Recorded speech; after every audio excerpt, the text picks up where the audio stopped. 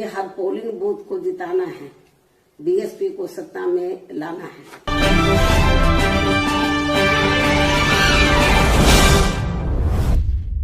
नमस्कार, मैं आरडी भारती और आप देख रहे हैं बिहारी सुल्तान। उत्तर प्रदेश विधानसभा का चुनाव ज्यों-ज्यों नजदीक आ रहा है, टसल काफी बढ़ गया है, जद्दोजहद काफी बढ़ गया है इन राजनेताओं का।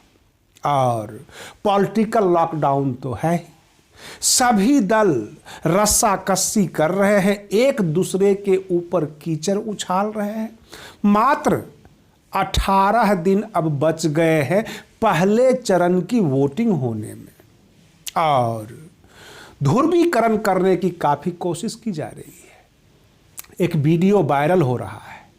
उस वीडियो में दिखाया जा रहा है कि सपा मुखिया अखिलेश यादव जी औरंगजेब से भी आगे निकल गए थे जब सपा का शासन काल था, यानी 2017 से पहले और 2012 के बाद जो उनका शासन था। कितने उन्होंने मस्जिद बनवाए, हज हाउस किस तरह का बनवाया, वर्ल्ड का नंबर 1, और कौन कौन सा काम किया। और फिर ऐलान कर दिया कि 25,000 रुपये पर मंथ मस्जिद के मौलानाओं को हम वेतन देंगे।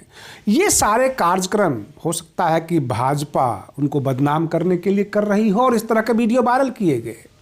दूसरी तरफ जो है भाजपा बाप बेटी का खेल खेल रही है, जैसे कि स्वामी प्रसाद मौर्य सपा में चले गए और उनकी जो पुत्री है संघमित्रा मौर्य वो भाजपा में है।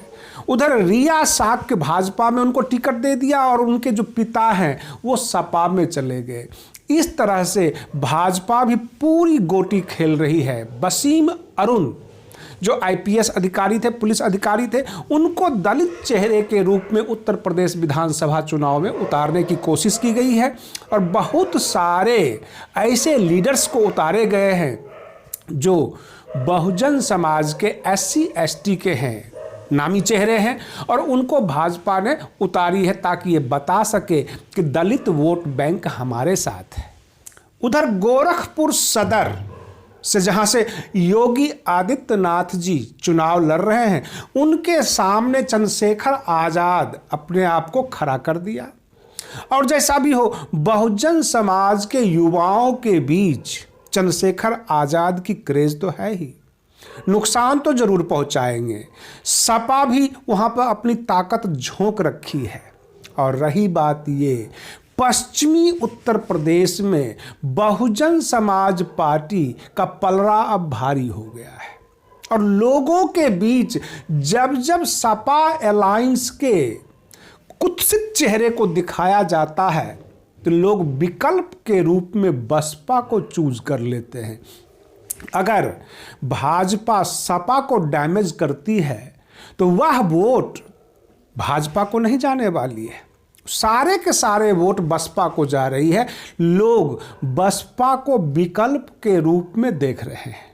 अगर हिंदू मुसलमान कर दिया जाएगा, ध्रुवीकरण कर दिया जाएगा, तो यह जरूरी नहीं कि हिंदू वोट जो है भाजपा को चला जाएगा। वो सब के सब बसपा में ट्रांसफ़र हो रहा है, क्योंकि बसपा ने सबसे पहले प्रबुद्ध गोष्ठी करके ब्राह्मणों को जोड़ लिया था और उसके बाद हक अधिकार की बातें करना शुरू कर दी और अच्छे अच्छे चेहरे को बसपा में शामिल कर लिया।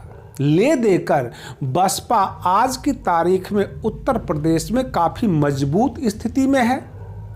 प्रियंका गांधी वाड्रा से जब सवाल किया गया इस बार आप अकेले उत्तर प्रदेश में चुनाव लड़ रहे हैं तो इसका मुख्य कारण क्या हो सकता है, कहीं आप अपनी जमीन तो नहीं तैयार कर रहे हैं।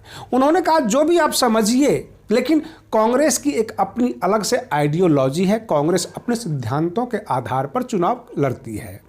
रही बात ये आरएलडी और अखिलेश यादव जी, यानी जयंत चौधरी और अखिलेश यादव जी के बारे में जो खबरें निकल कर आई, कुछ मनमुटाव है। यह सीटों को लेकर है, सिद्धांतों और गठबंधन को लेकर नहीं। आज गोंडा पुलिस ने 67 लाख रुपये गाड़ी से जब्त किया। वह रुपये बेनामी थे उसको ट्रेजरी में जमा कराया गया। माना यह जा रहा है कि चुनाव में ये पैसे खर्च होने वाले थे, परंतु इन पैसों को जो ड्राइवर का जो बयान है वो बता रहा था कि नेपाल के बॉर्डर की ओर ले जा रहा था।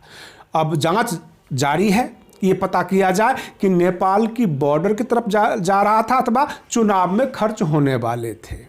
रही बात ये, उत्तर प्रदेश में धन बल, जन बल, सारी ताकत झोंक दी गई है और कैराना को फिर से सुलगाने की कोशिश की जा रही है, मुजफ्फरनगर को फिर से सुलगाने की कोशिश की जा रही है।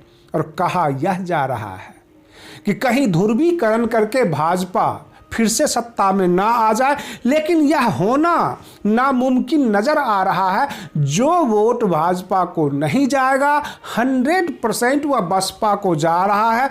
आम जनता भाजपा से आजिज हो चुकी है, इनके प्रशासन से आजिज हो चुकी है। अगर सपा चुनाव हारी तो बसपा बढ़त में होगी, यही जमीनी रिपोर्ट है। आप बने रहिए बिहारी सुल्तान चैनल पर। हम फिर मिलते हैं अगले वीडियो में, तब तक के लिए धन्यवाद। मीडिया बंधुओं, जैसा कि आप लोगों को ये विदित है कि बीएसपी उत्तर प्रदेश व उत्तराखंड स्टेट में विधानसभा का आम चुनाव बिना किसी पार्टी व संगठन आदि से गठबंधन किए हुए यहाँ अकेले ही अपने बलबूते पर पूरी तैयारी व दमदारी के साथ लड़े हैं। लेकिन पंजाब स्टेट में हमारी पार्टी अकाली दल के साथ गठबंधन करके ये चुनाव लड़ रही है। मुझे पूरा भरोसा है कि उत्तर प्रदेश व उत्तराखंड स्टेट में यहाँ हमारी पार्टी तथा पंजाब स्टेट में भी हमारा बना ये गठबंधन जरूर अच्छा रिजल्ट दिखाएगा। हालांकि इस बार ये चुनाव कोरोना प्रकोप के चलते हुए ही हो रहा है। ऐसे में पार्टी के लोगों से मेरी यही अपील है कि वे मुख्य चुनाव आयोग द्वारा जारी किए गए कोरोना नियमों का पालन करते हुए अपनी पार्टी के सभी चरणों के सभी 7 चरणों के उम्मीदवारों को जरूर जिताएं। तभी फिर खासकर यहाँ यूपी में बीएसपी की अपनी सर्वजन हिताय व सर्वजन सुखाय की सरकार बन सकती है। और तभी फिर यहाँ परम पूज्य बाबा साहब डॉक्टर भीमराव अम्बेडकर एवं मान्यवर श्री कांशीराम जी आदि का भी सपना जरूर सही साकार हो सकता है।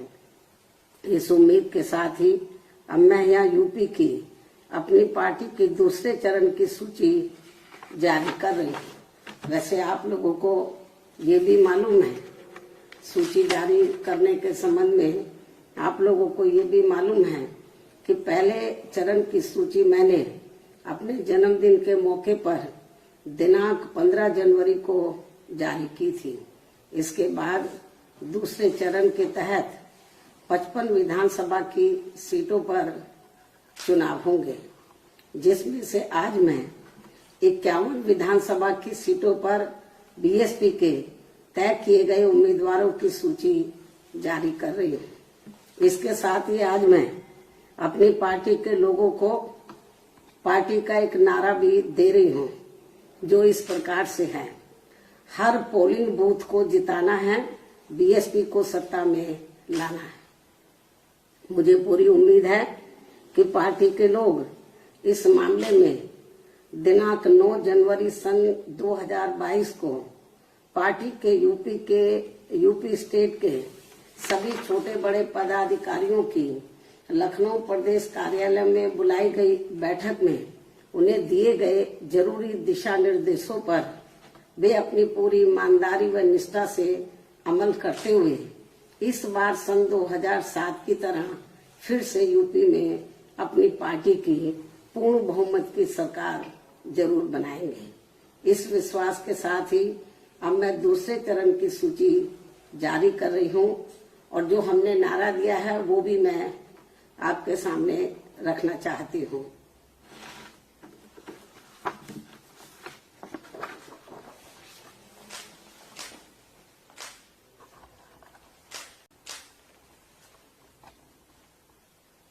हमने जो कोरोना